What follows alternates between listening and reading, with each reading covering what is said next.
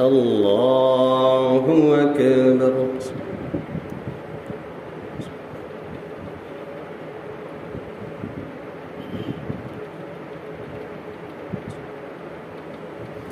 الحمد لله رب العالمين الرحمن الرحيم مالك يوم الدين إياك نعبد وإياك نستعين اهدنا الصراط المستقيم صراط الذين أنعمت عليهم غير المغضوب عليهم ولا الضالين.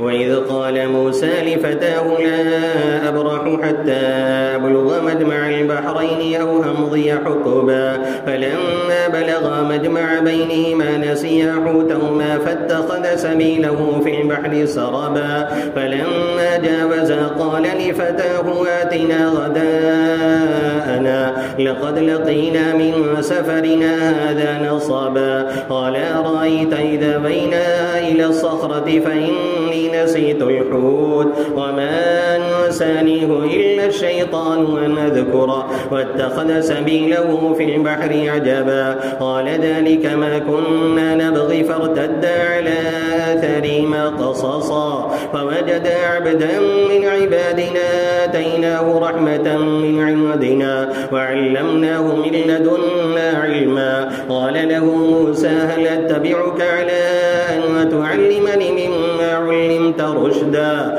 قال إنك لن تستطيع معي صبرا وكيف تصبر على ما لم تحط به خبرا قال ستجدني إن شاء الله صابرا ولا أعصي لك أمرا قال فإن اتبعتني فلا تسألني عن شيء حتى أحدث لك منه ذكرا فانطلقا حتى إذا ركبا في السفينة خرقها قال خرقتها لتغرق أهلها لقد جئت شيئا إمرا قال ألم أقل إنك لن تستطيع معي صبرا قال لا تؤاخذني بما نسيت ولا ترهقني من أمري عسرا فانطلقا حتى إذا لقيا غلاما فقتلا قال قتلت نفسا زكية بغير نفس لقد جئت شيئا نكرا قال لم أقل لك إنك لن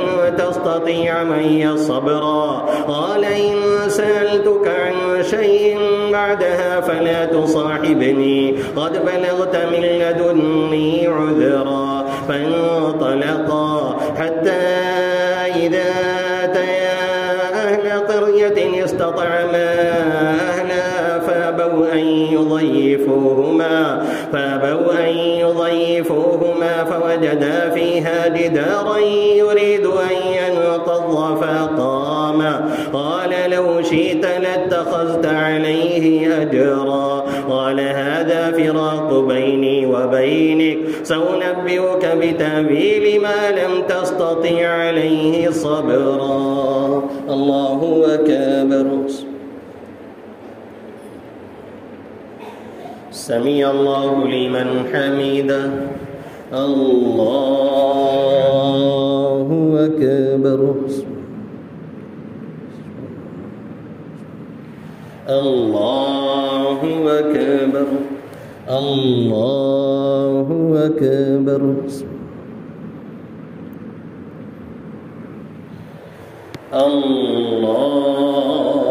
الله أكبر. الحمد لله رب العالمين الرحمن الرحيم مالك يوم الدين إياك نعبد وإياك نستعين اهدنا الصراط المستقيم صراط الذين أنعمت عليهم غير المغضوب عليهم ولا الضالين.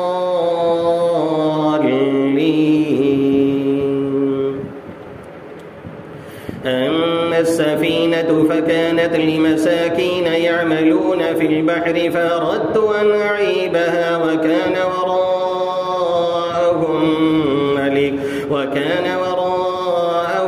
ملك يأخذ كل سفينة غصبا وأما الغلام فكان أبواه مؤمنين فخشينا أن يرهقهما قوما طغيانا وكفرا فأردنا أن يبدلهما ربهما خيرا منه زكاة وأقرب رحما. وأما الجدار فكان لغلامين يتيمين في المدينة وكان تحته كنز لهما وكان أبوهما صالحا فأراد ربك أن يبلغا أشدهما ويستخرجا كنزهما رحمة من ربك وما فعلته عن أمري ذلك تأويل ما لم تسطع عليه صبرا.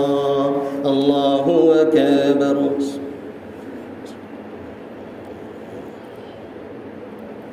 سمع الله لمن حمده. الله أكبر.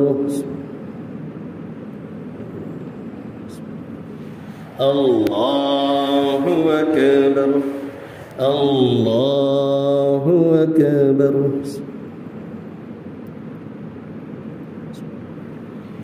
الله أكبر.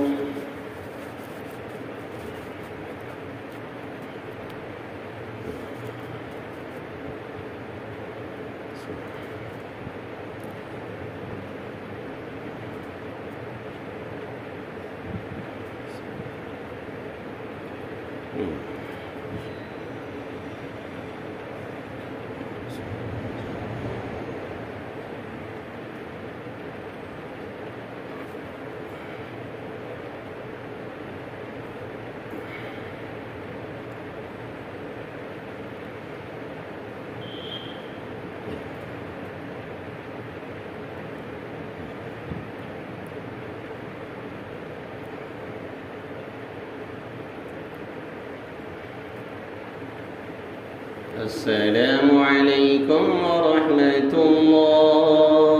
السلام عليكم ورحمة الله.